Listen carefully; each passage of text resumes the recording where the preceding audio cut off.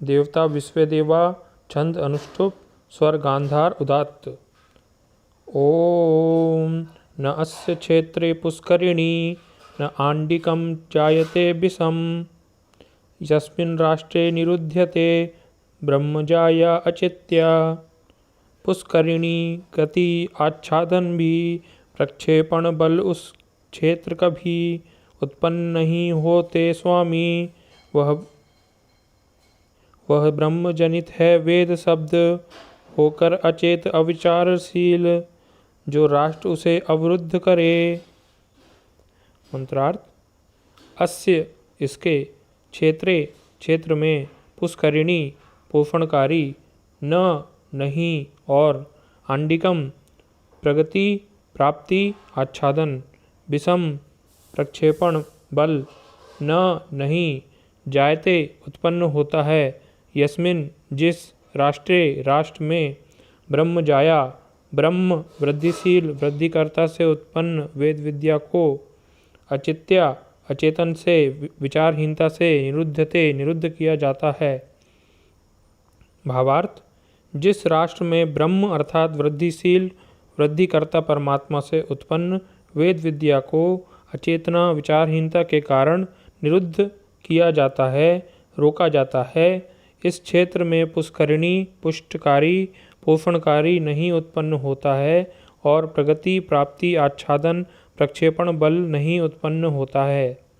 धातु आदि निरुक्त न अव्यय अस्य सर्वनाम क्षेत्रे छी जाना चलना निवास करना पुष्करिणी पुष पालन पोषण करना धारण करना रक्षण करना वृद्धि करना क्रि करना न अव्यय आंडिकम अंड चलना आच्छादन करना जायते जन उत्पन्न होना उत्पन्न करना विषम विष प्रक्षेपण करना उड़ाना यस्मिन सर्वनाम राष्ट्रे रास शब्द करना रस स्वाद लेना प्रीति करना शब्द करना राज दीप्त होना प्रकाशित होना शोभित होना जीतना निरुद्धते नी उपसर्ग रुद्ध रोकना बढ़ना इच्छा करना ब्रह्म जाया ब्रह्म वृद्धि होना उठाना उद्योग करना शब्द करना ध्वनि करना जन उत्पन्न होना उत्पन्न करना अचित्या अ उपसर्ग चित्त विचार करना चिंतन करना। ओम खम ब्रह्म।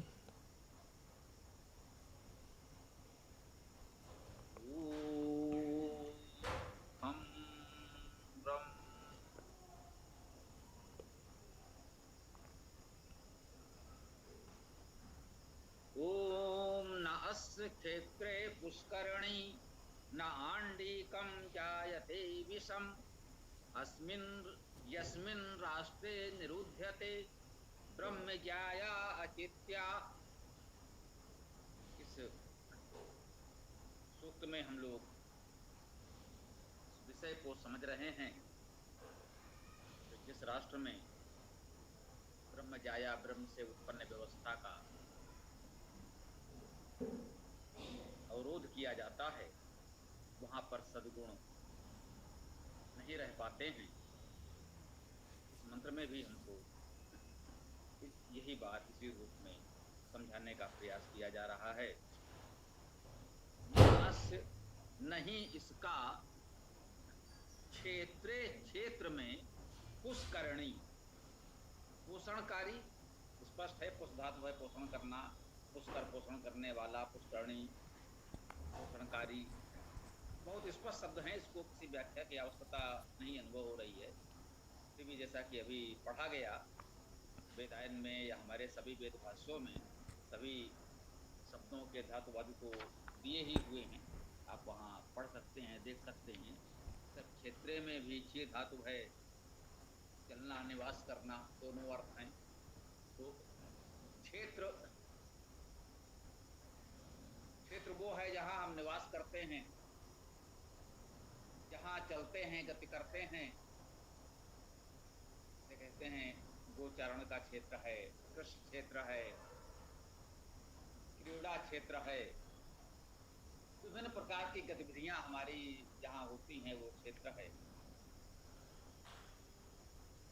भी हमारा इस क्षेत्र में होते हैं, भाई हमारा ये आवास क्षेत्र है, ये आवासीय क्षेत्र है कहा जाता है अभी भी, ये व्यवसायिक क्षेत्र है, औद्योगिक क्षेत्र है।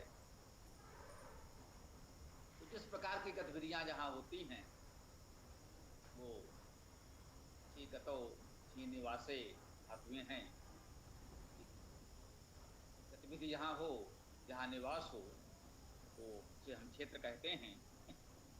इसके क्षेत्र में नहीं पुष्करणी पोषणकारी, पुष्करणी पोषणकारी, न आंडीकम और न ही आंडीक। आंडीक क्या है? आंडीक में अंड धातु, इसका अर्थ है चलना, आच्छादन करना।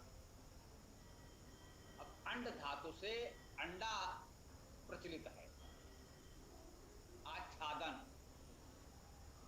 वो आच्छादित होता है, ढका होता है, और उस आच्छादन के मध्य भ्रूण पनपता है और एक नए जीव का निर्माण होता है, इसे हम अंडा कहते हैं। वहां वो आच्छादन का है। इसी धातु का अर्थ चलना भी है, गति करना भी है। उनकी गति तो उसमें होगी ही,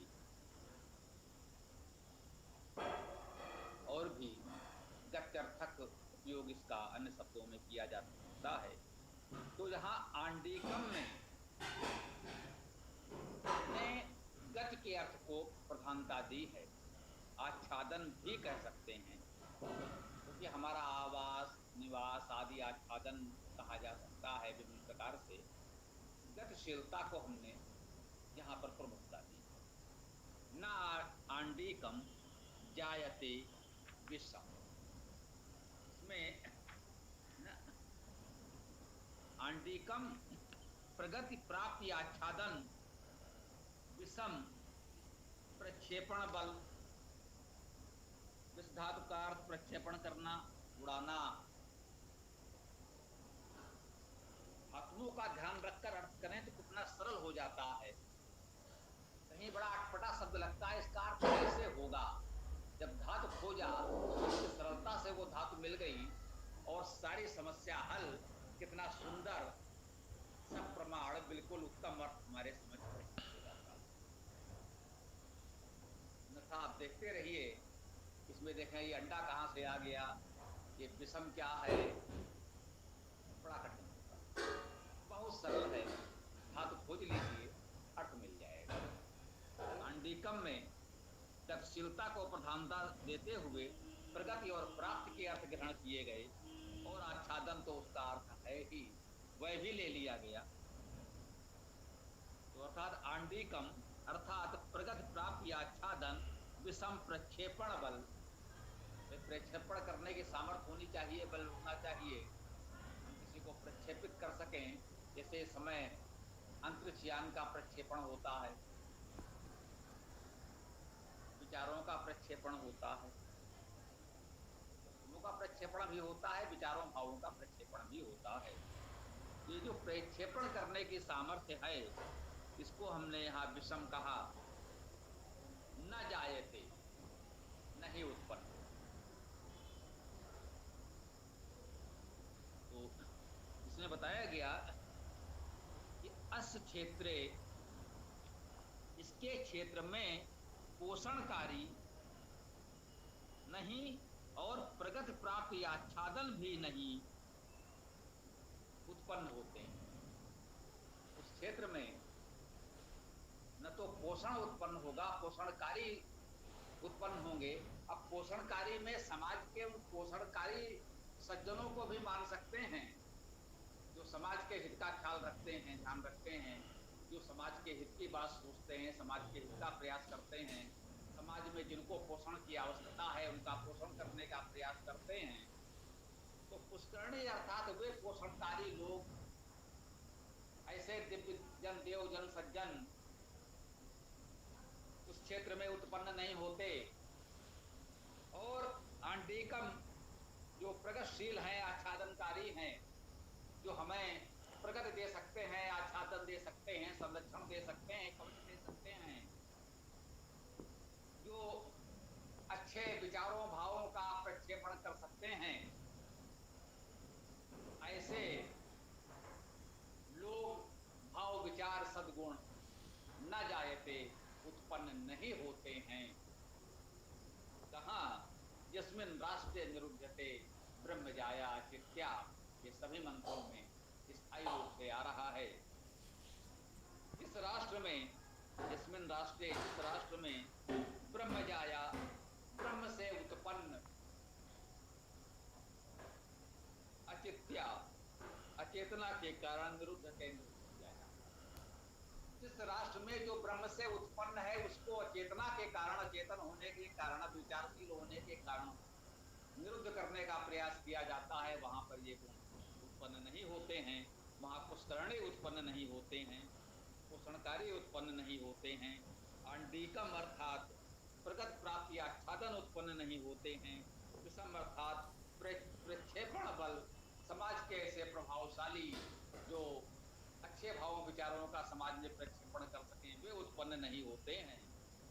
ये वहां उत्पन्न नहीं होते हैं जहां ब्रह्म से उत्पन्न इस प्रकृति को निरुद्ध किया जाता है, उस ब्रह्म परमेश्वर से उत्पन्न उसकी रीति व्यवस्था का उल्लंघन किया जाता है, प्राकृतिक नियमों को निरुद्ध अवरुद्ध करने का प्रयास किया जाता है, उस ब्रह्म से उत्पन्न इस महान वेद वाणी को निरुद्ध करने का प्रयास किया जाता है, वहां पर ये उत्पन्न नहीं होते हैं। इस मंत्र का ये भाव हम ग्रहण करते हैं और इस मंत्र की चर्चा को हम यहाँ विराम दे सकते हैं। आगे आप लोग अपने कार्यक्रम को आगे बढ़ाएं। इसका जो भी प्रश्न हो, जो कुछ भी कहना चाहें, अभी समय है तो उसका सदुपयोग करें। बस यही ध्यान रखें, हम जो चाहते हैं विराम न हो, कुछ भी हो चर्चा करते रहें, एक दूसरे की प्रतीक्षा न करें, जिसके मन में कोई बात हो तत्काल बोले।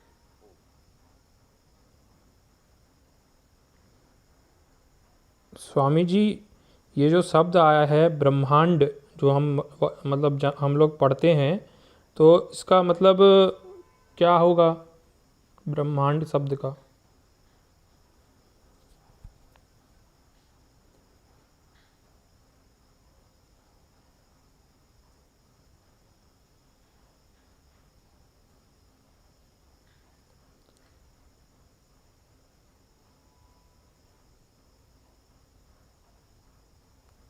मेरे कहने का मतलब ये था कि जैसे आंडिकम शब्द है तो उसका उसके जैसा ही अर्थ आएगा क्या ब्रह्मांड शब्द का? निश्चित रूप से अर्थ उसी से ग्रहण किया जाएगा। तो ब्रह्म का अर्थ हुआ बड़ा, वृद्धि है ना, ब्रह धातु का अर्थ हुआ वृद्धि करना, वृद्धि होना, तो ब्रह्म का अर्थ हो गया वृद्धि, बड़ा। हम ब्रह्म इसीलिए कहते हैं जो सबसे बड़ा है, उसे हम परम ब्रह्म कहते हैं, परमेश्वर को ब्रह्म इसीलिए कहते हैं कि वो सबसे बड़ा है। तो ब्रह्म का अर्थ हुआ बड़ा या वृद्धि।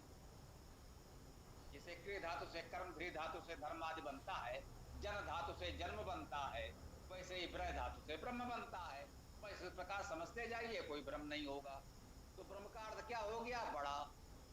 अंड अर्थात जो बहुत बड़ा अंड है, अंडा है, उसे आप ब्रह्मांड कह सकते हैं। सीधा सीधा अर्थ है, ब्रह्मांड का अर्थ है बहुत बड़ा अंडा। और यही परिकल्पना है ब्रह्मांड और उसके आंतरिक विस्फोट से सृष्टि के क्रमशः विकास होने की परिकल्पना भी यही है। ब्रह्मांड और कुछ नहीं है, ब्रह्मांड का यही अर्थ है।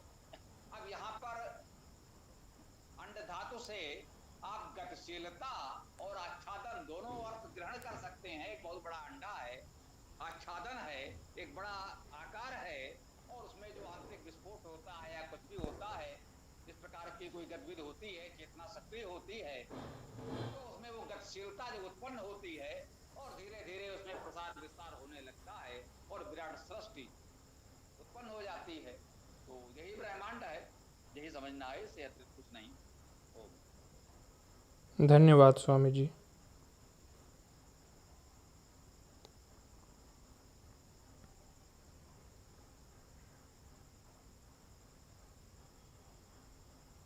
अब किसी को कुछ कहना है तो बोलिए, विराम ना हो, नहीं तो फिर पाठ करके समापन कर लेंगे। इसको बोलना है बोलिए।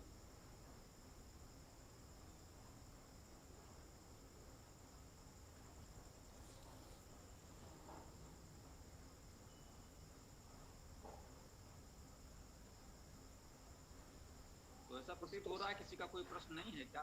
हाँ पुलकित जी बोलो। तो पाठ कर लेते हैं। हरि जी बोल रहे हैं तो बोलिए। बोलिए हरि जी क्या बोल रहे हैं। स्वामी जी एक प्रश्न है। जी बोलिए।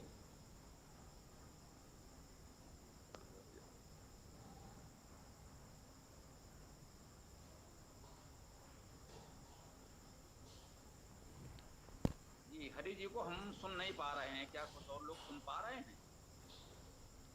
नहीं सुन पा रहे।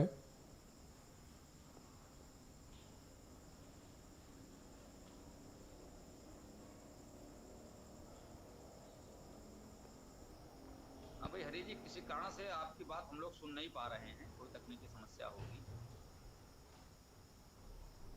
सुनाई नहीं पड़ रहा है, आप कुछ भी कह रहे हैं।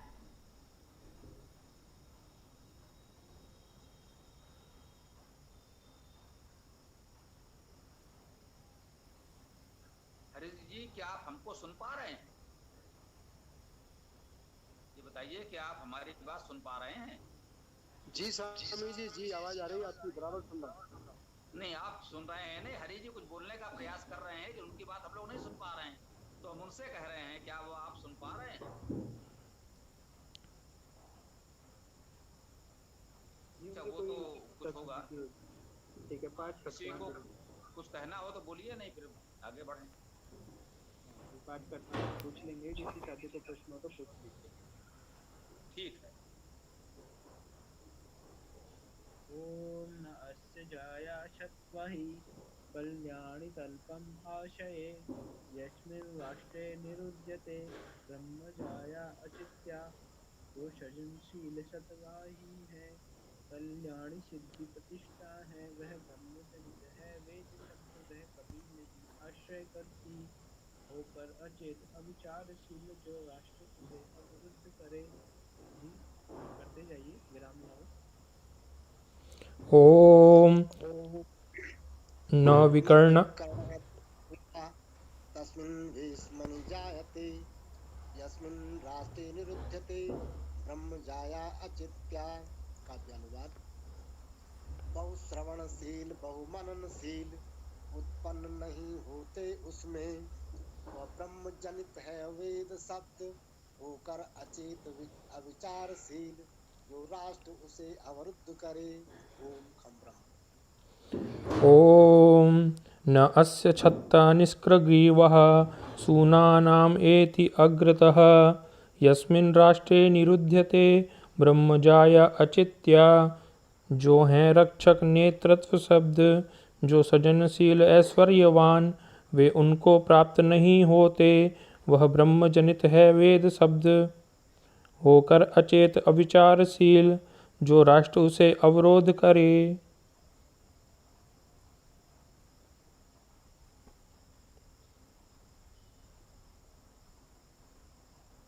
आगे बोलिए।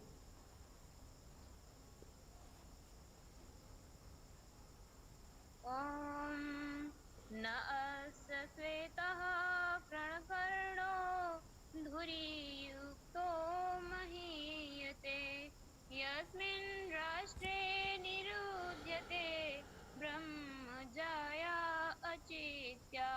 जो श्वेत शुभ आकर्षक श्रुति वह युक्त धुरी में होकर भी महिमा को प्राप्त नहीं होता, वह ब्रह्म जनित है वेद शब्द होकर अचेत अविचारशील जो राष्ट्र उसे अवरुद्ध करे।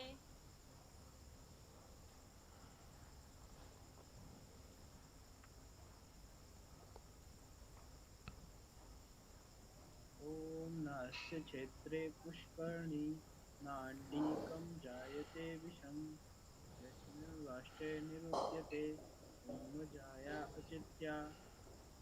पुष्करणी गति आच्छादंधी प्रक्षेपण बलुष क्षेत्र कभी उत्पन्न नहीं होते स्वामी वह ब्रह्म जनित है वेद शब्द होकर अचेत अविचारशील जो राष्ट्र उसे अवरुद्ध करे। ओम न अस्मे कृष्णिं विदुहन्ति ये अस्यादोहम् उपासते यस्मिन् प्रास्ते निरुध्यते ब्रह्मजाया अचित्याः अति प्रश्नशील तेजस्वी को इसके हित दोहन नहीं करें। जो इसका अवदोहन करते वह ब्रह्म जनित है वेद शब्द होकर अचेत अविचारशील। जो राष्ट्र उसे अवरुद्ध करे। ओम हम ब्रह्म।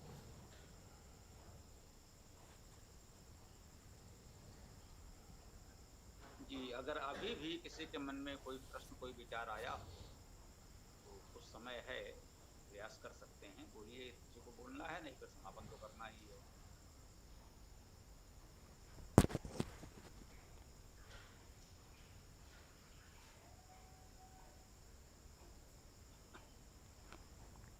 जी, तो किसी का कोई प्रश्न नहीं है, अच्छी बात है। ऐसे विचार करना चाहिए, सबको अपने विचार रखने चाहिए। तो समापन हम लोग यहाँ पर करेंगे।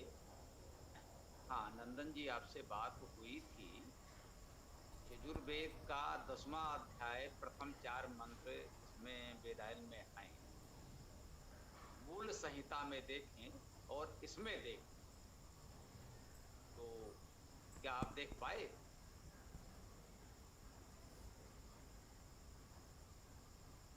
जी मैंने सिर्फ वेदांत में अभी उनका नहीं किया है।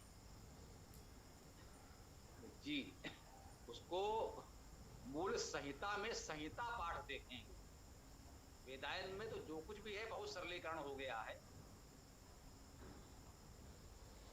इसलिए उसमें संहिता पाठ का वो स्वरूप नहीं मिलेगा। तो इस विषय का संदर्भ इतना है, समय है तो एक मिनट थोड़ा सा हम आपको बता दें।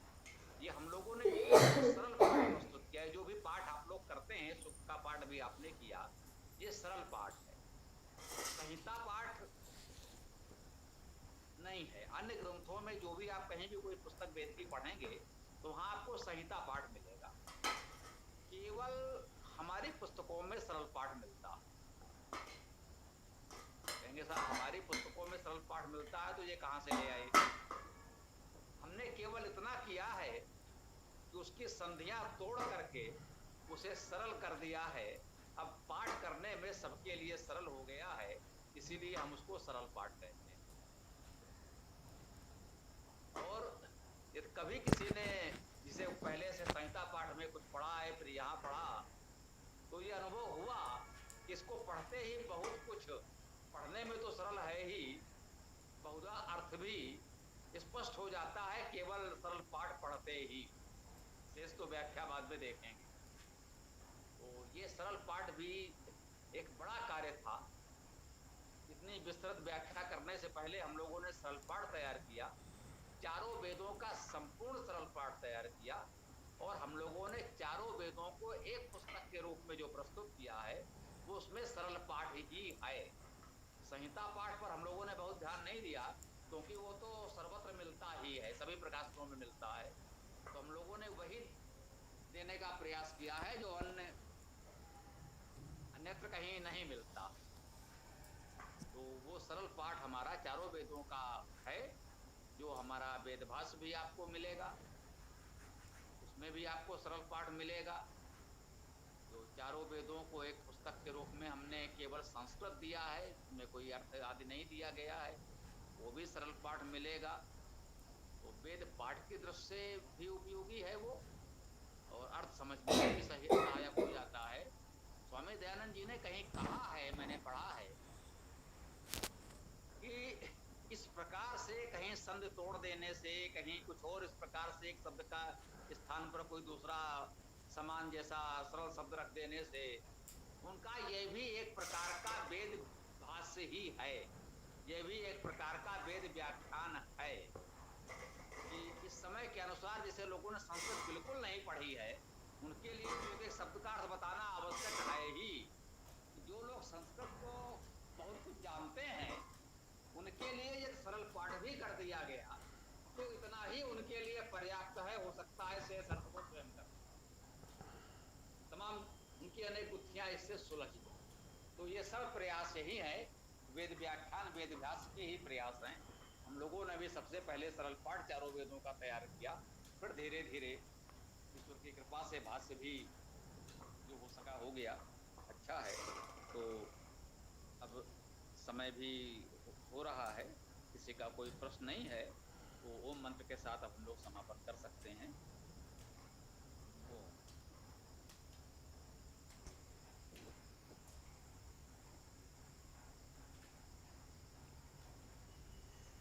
ओम यो असो आदित्य पुरुषः सो असो अहम। ओम खम ब्रह्म। ओम खम ब्रह्म। सबको सादर नमस्ते।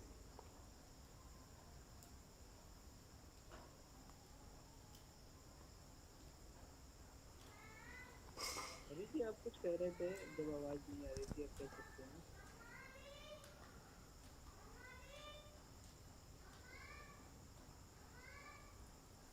वेद के संबंध में ही प्रश्न था, लेकिन मैं कल इसको मंत्र को लिख के तब पूछ सकता। अभी कुछ डिस्टर्ब हो रहा है, इसलिए कोई व्यवधान आ गया जिस वजह से नहीं पूछ पाया। ये बात तो ठीक है, पिछली बार तो हम लोग कुछ भी नहीं सुन पा रहे थे, इस बार कुछ तो सुनाई पड़ा, फिर भी पूरी बात स्पष्ट नहीं थी। तो ठीक है, कल देख लेंगे, कोई बात नहीं। कल भी यही सूत्र रहेगा, अंतिम मंत्र संभवतः इस सूत्र का होगा, तो चर्चा कर लेंगे। तो चलिए ओम मंत्र और समापन। ओम यो असौ आदित्ये पुरुषः सो असौ अहम्।